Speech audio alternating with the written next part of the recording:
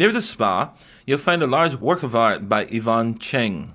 Cheng made this work using the traditional Indonesian technique called Batik. She is renowned for her images of Hawaiian women. We visited her at her studio in Palolo Valley in Honolulu. When I first moved here, we stayed in a hotel in Waikiki, and so we went to all the Hawaiian shows. And one day, we ended up in the country where they had a luau, and these big grandmas came on with their flowing muumuus and started dancing, and it really struck me then how graceful, despite the size, how graceful they were. And when they did the hula, it really came from the heart, and it was so gentle. They just almost floated. And that's what really started me on the Hawaiian figures. I moved into the studio about 6 or 7 years ago.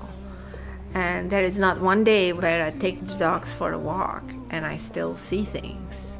This studio is on top of a little hill inside the valley.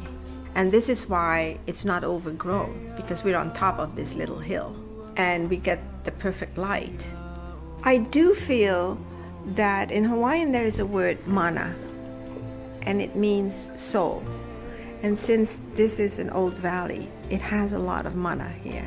And I do feel that, because when I first moved in here, I had my hula teacher bless the studio.